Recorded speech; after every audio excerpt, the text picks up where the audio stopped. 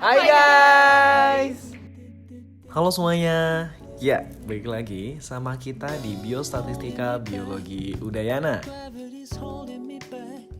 Pada kesempatan kali ini, kita mau melakukan penelitian bibit cabai terhadap pemberian pupuk yang diberikan. Lalu, nantinya kita juga bakal menentukan nih, pupuk mana yang paling berpengaruh terhadap pertumbuhan bibit cabai atau pohon cabai yang kita lakukan. Nah, adapun metode yang digunakan ini adalah rancangan acak kelompok atau RAK dengan 7 kali pengulangan dan dilakukan konsep regresi. Nah, setelah penanaman bibit cabai tadi dan pemberian pupuknya ya tentu, maka kita tunggu jeda dulu waktu nih selama 3 minggu. Om Swastiastu, Assalamualaikum warahmatullahi wabarakatuh. Shalom, namo buddhaya, salam sejahtera bagi kita semua. Yang terhormat kepada Bapak Igusti Ngurah Lanang Kusuma, SSI MKOM, selaku dosen pengampu mata kuliah Praktikum Biostatistika.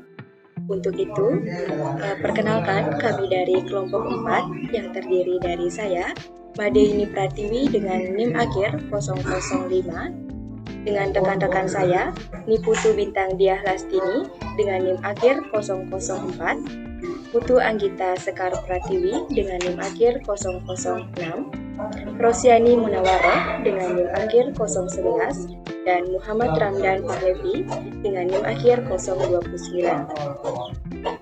Di sini kami akan mempresentasikan hasil dari tugas kelompok kami, yaitu pengaruh 3 jenis pupuk terhadap pertumbuhan tinggi pohon cabai. Sebelum pengolahan data, perlu kita ketahui bahwa pengertian dari regresi itu merupakan sebuah metode yang berfungsi untuk memprediksi pengaruh dari 2 atau lebih variabel fungsional, di mana pada regresi ini variabel yang kita gunakan yaitu ada variabel bebas, itu independent variable, dan variabel tak bebas yaitu dependent variable. Kemudian rancangan yang kami gunakan yaitu rancangan acak lengkap, di mana kita perlu mengetahui apa itu rancangan acak lengkap. Nah, rancangan acak lengkap ini merupakan jenis rancangan percobaan yang paling sederhana.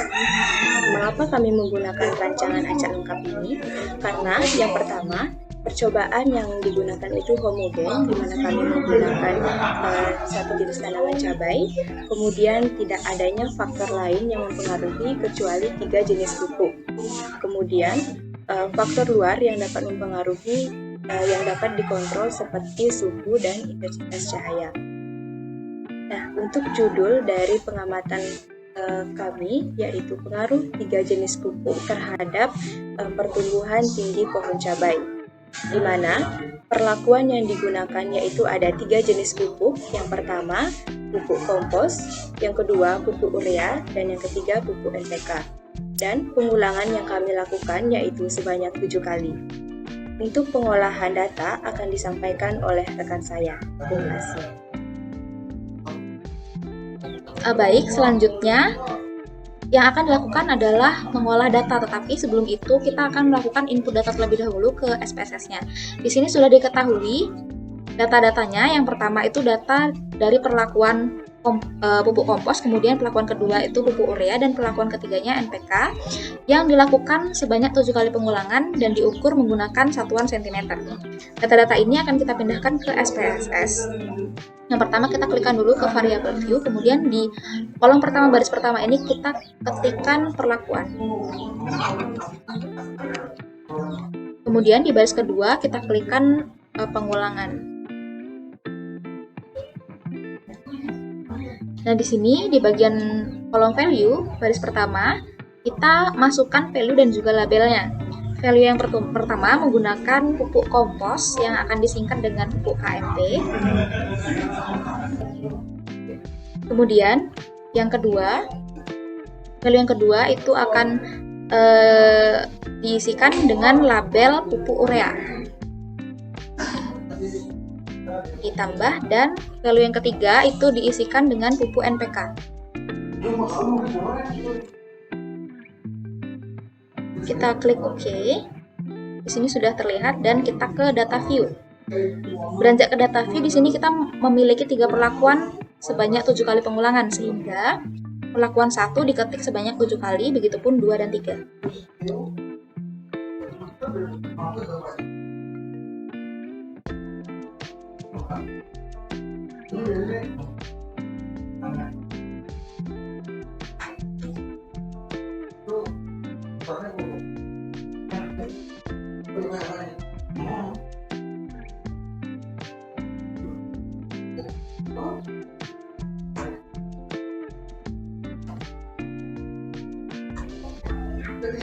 Di sini sudah terlihat data-datanya. Kemudian sebelum beranjak untuk ke langkah berikutnya, yang perlu kita lakukan adalah membuat hipotesis. Di sini hipotesis nolnya adalah tidak terdapat pupuk. Hipotesis nolnya adalah terdapat pupuk yang berpengaruh terhadap pertumbuhan tinggi cabai. Sedangkan hipotesis 1 itu tidak terdapat pupuk yang berpengaruh terhadap pertumbuhan tinggi cabai. Nah, setelah kita menentukan hipotesis ini, maka yang selanjutnya adalah melakukan uji. Uji yang pertama akan disampaikan oleh rekan saya. Baik, di sini saya Bintang Gia dengan NIM 004 akan melanjutkan dengan uji normalitas. Uji yang pertama yaitu uji normalitas. Setelah tadi dimasukkan ke data di dalam SPSS, selanjutnya kita akan menguji yang pertama yaitu uji normalitas. Yang pertama, uji normalitas ini adalah sebuah uji yang dilakukan dengan tujuan untuk menilai bahwa sebaran data pada sebuah kelompok atau data variabel itu, apakah sebaran data itu bersifat normal atau tidak. Jadi, atau juga bisa diartikan uji normalitas ini untuk menguji sebuah model dari regresi, ini tuh independen atau enggak. Jika suatu variabel berdistribusikan secara tidak normal atau dependen, maka uji statistiknya akan mengalami penurunan. Jadi, mari kita cek apakah data ini dependen atau independen. Oke, caranya di SPSS yang pertama, langkahnya ketik analis, kemudian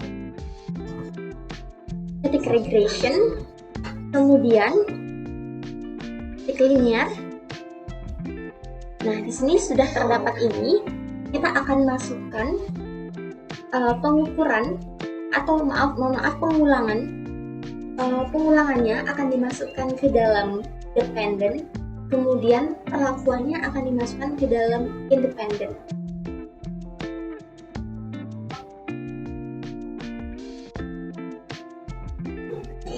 Kemudian selanjutnya kita ketik plots. Kemudian kita pilih presetnya, kita masukkan ke variabel Y. Ini ada. Kita masukkan ke variabel Y, kemudian selanjutnya setPrint-nya kita masukkan, klik setPrint, kemudian masukkan ke variabel X. Masukkan ke variabel X. Setelah dimasukkan, kemudian kita klik histogram. Ini diklik dulu, jangan dilupakan. Kemudian klik normal probability plot. Kemudian selanjutnya kita klik continue. Kita klik continue. Kemudian selanjutnya kita klik save. Nah, kemudian di sini ada residuals, kita klik unstandard. Kita klik ini, kemudian selanjutnya klik continue di bawah. Setelah unstandard, kemudian klik continue. Kemudian setelah klik continue, pastikan semuanya benar. Kemudian jangan lupa klik OK. Nah, di sini kita tunggu sebentar, teman-teman. Nah, di sini sudah terlihat datanya, kita perbesar saja. Nah, sini sudah terlihat data dari regression. Nah, pertama, apa yang bisa kita amati dari data ini? Dengan ini sudah terdapat dependent variable atau pengulangan atau pertumbuhan pengujian dari pertumbuhan tinggi dari pohon cabai itu sendiri, kemudian yang digambarkan dalam sebuah histogram. Nah, ini sudah ada histogramnya. Jadi kita normalitas itu untuk menguji apakah dia dependent atau independent. Jadi di sini sudah ada histogramnya. Nah, ini histogramnya. dependent variable. Nah, jadi di sini sudah terlihat histogram dependent variable, yaitu pengulangan. Jadi pada histogram ini menyatakan bahwa variabel ini bersifat dependent atau dia itu normal. Nah, jadi untuk uji kedepannya selanjutnya bisa digunakan dan juga dipakai untuk uji selanjutnya. Jadi sekian setelah uji normalitasnya sudah didapat, jadi output yang didapatkan ini berarti normal sekian, jadi bisa dilanjutkan ke uji selanjutnya. Untuk uji selanjutnya akan dijelaskan oleh rekan saya. Terima kasih. Baik, di sini saya Rosiani dengan 15 akan melanjutkan materi, yaitu mengenai uji homogenitas. Di mana uji homogenitas ini kita gunakan untuk melihat apakah sampel 2 atau lebih sampel itu berasal dari populasi yang memiliki variasi yang sama. Nah, di sini langkah yang kita gunakan untuk melihat output dari uji homogenitas. Langkah pertama yaitu kita klik menggunakan analisis. Kita klik bagian non-parametric test dan kita buka pada bagian one sample KS ini. Setelah muncul, kita klik pada bagian unstandardized residual. Kita masukkan pada test variable list. Setelah itu, kita klik, kita pastikan bahwa data ini sudah dicentang pada bagian normalnya. Lalu kemudian kita klik OK. Nah, setelah kita klik OK, akan muncullah hasil output dari data itu, yaitu di mana one sample Kolmogorov-Smirnov test itu. Nah, untuk uji homogenitas ini, suatu data dikatakan terdistribusi normal atau homogen apabila data dari hasil residual ini dia lebih besar dari 0,05. Dan juga pada data kami pada hasil residual ini menunjukkan hasil bahwasanya besarnya yaitu 0,2, sehingga dapat dipastikan bahwa hasil data kami itu dia terdistribusi normal atau bersifat homogen. Dibuktikan dengan hasilnya yaitu 0,2 itu lebih besar dari 0,05. Baik, untuk materi selanjutnya akan disampaikan oleh rekan saya. Ya, baiklah teman-teman semua, selanjutnya kita akan melakukan uji ANOVA, di mana uji ANOVA sendiri ini adalah salah satu metode hipotesis yang digunakan pada statistika parametrik. Nah, di mana pengujiannya ini dilakukan pada interaksi dua faktor dengan membandingkan nilai rata-rata dua sampel atau lebih. Nah, perlu diketahui teman-teman semua bahwa uji ANOVA ini dibagi menjadi dua jenis, yaitu jenis yang pertama one way dan jenis yang kedua adalah two ways. Namun pada kesempatan kali ini kita akan menggunakan jenis yang one way atau satu arah. Nah, baiklah teman-teman semua, lanjut aja langsung kita eksekusi. Yang pertama langsung ke menu analyze, lalu ke bagian compare dan pilih one way. Nah, setelah dipilih kita masukkanlah untuk pengulangan ini ke bagian dependent list, yaitu sebelah sini. Dan untuk perlakuan ini kita masukkan ke bagian faktor, yaitu di bawah. Nah, setelah itu lanjut aja kita ke post host dan pilih Turkey, LSD sama Duncan, lalu pilih continue.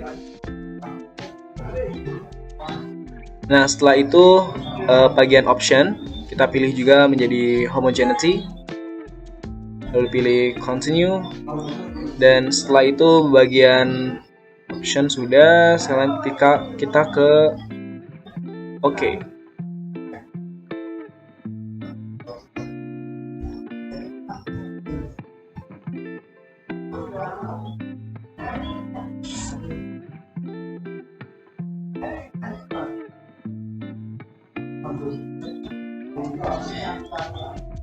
Ya, baiklah teman-teman, seperti yang dilihat di tabel berikut, ini merupakan hasil signifikasinya, yaitu 1, di mana ini lebih dari 0,05. Bisa dilihat di tabel ini, dan kita lanjut aja langsung ke bagian bawah, yaitu bagian pengulangan. Nah, kita fokus ke bagian Duncan, bagian sini. Nah, di bagian Duncan ini dapat diketahui bahwa pengaruh pupuk terhadap pertumbuhan bibit cabai yang signifikan dapat dilihat pada kompos. Ya, bagian kompos yaitu 12,5 ribu. Di mana konsentrasi ini merupakan perlakuan yang paling berpengaruh terhadap pertumbuhan bibit cabai. Maka dapat kita simpulkan bahwa konsentrasi pupuk yang paling optimal untuk pertumbuhan bibit cabai adalah dengan perlakuan kompos, yaitu dengan konsentrasi 12,5 ribu. Di mana pada konsentrasi di atasnya yaitu urea dan NPK itu merupakan nilai konsentrasi yang paling rendah karena pertumbuhan bibit cabainya juga rendah. Untuk selanjutnya akan dijelaskan oleh rekan saya.